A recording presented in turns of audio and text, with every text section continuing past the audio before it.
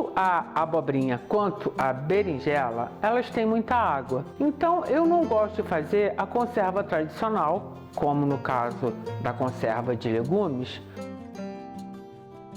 onde você coloca os legumes numa mistura de água, vinagre, sal e açúcar. Essa conserva, no caso da berinjela, ela é muito simples de fazer, principalmente como a outra de abobrinha. Você não precisa usar fogo, né, nem levá-la ao fogão para que ela fique como ela tem que ficar. Eu vou primeiro retirar aqui essa tampinha que fica aqui onde ela fica agarradinha no caule e vou fatiar ela assim, porque eu acho que fica, dividir no meio, fica mais fácil de você cortar. Então, primeiro passo é a gente descascar. Por que eu vou descascar a berinjela, apesar de eu adorar a casca? É porque como eu não vou cozinhá-la, eu não quero que a casca fique parecendo que ela não está saborosa de você comer. Então eu dou preferência em descascar, porque eu acho que fica mais suave, fica mais gostoso. E outra, visualmente vai ficar mais bonito, todos os pedacinhos da mesma cor, do que um ou outro pedaço escuro que não vai ficar tão agradável. Então temos que dar uma descascada aqui.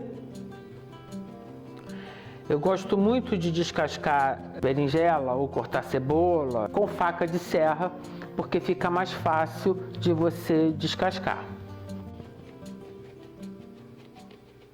Agora que eu já descasquei, eu vou fatiar esse pedaço e vou depois cortar em julienne. Dá uma olhadinha. Se você tem alguma dúvida e algum corte no vídeo que nós fizemos, que a gente ensina como é que corta legumes, verduras. Então, vamos cortar fatias não muito grossas.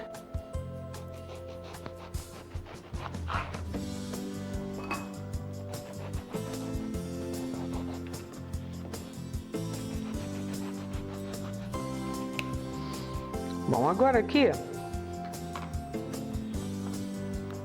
eu gosto de cortar aos pouquinhos, então vamos ao corte julienne, que não precisa ser muito, uma julienne muito fininha. E a gente vem e vai colocando aqui numa peneira. Agora então, que elas estão aqui na peneira, você vai vir com sal e vai colocar por cima. A gente coloca assim bastante, dá uma mexidinha. Nessa que você vai dando uma mexidinha, vai meio que apertando, mas aperta devagarinho para não quebrar os palitinhos, tá?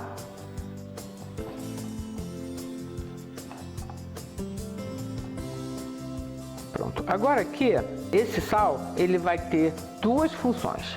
Primeira será dar uma pré-cozida na berinjela. E segundo, vai retirar um pouco da umidade dela, um pouco da água, deixando com que ela fique assim, macia e praticamente cozida. Esse meu pote, ele é exatamente do mesmo diâmetro da minha peneira. Eu vou colocar aqui, vou dar uma leve pressionada, porque eu quero que ele seja um peso para ajudar que a ação do sal seja mais rápida. Então aqui eu vou agora colocar um pouco d'água. E a água e o pote vão ficar pressionando a berinjela para que ela dessoure e fique mais crocante. Eu sempre deixo mais ou menos 1 hora, que eu acho que é o tempo que precisa. Após 1 hora, vocês podem ver que quando eu coloquei os pedacinhos de berinjela, o pote, né, com a água estava aqui em cima. Olha só a diferença de como ficou. Isso é porque ela reduziu de volume por causa da parte que ela dessorou. Olha só, vocês podem ver? Olha como é que tá. Aí vamos colocar aqui. E aqui foi o líquido que Sorou.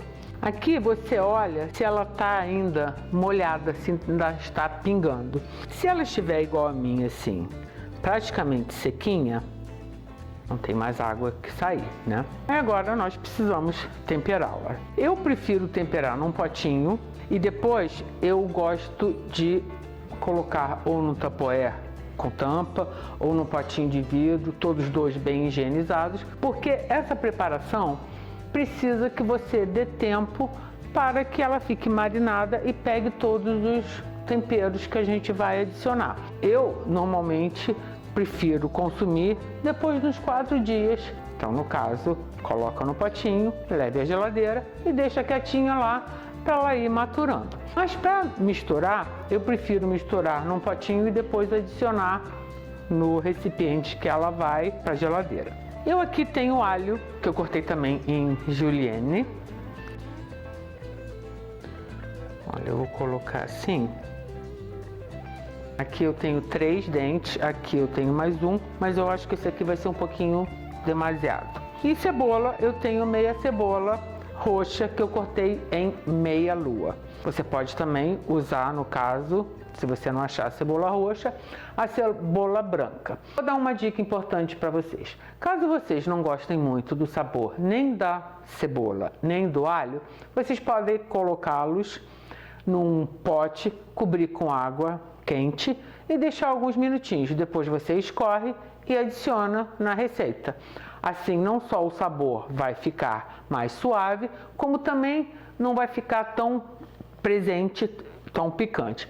Eu, como adoro tanto alho como cebola, eu prefiro colocar sem dar esse banho térmico, porque a própria conserva vai fazer com que a cebola e o alho fiquem mais suaves. Mas volto a dizer, se você não é muito chegado à presença tão marcante desses dois, essa dica é uma boa, principalmente se você estiver usando os dois crus. Olha, eu vou colocar metade, ou um pouquinho mais, e vou dar uma incorporada para ficar mais fácil aqui, ó. Dá uma misturadinha. Eu adoro usar cebola roxa assim, porque eu acho que ela, além de ser mais suave do que a cebola branca, ela dá esse toque da cor, que a cebola branca, no caso, não ia dar, e a gente já tem o alho aqui, que já é branquinho também.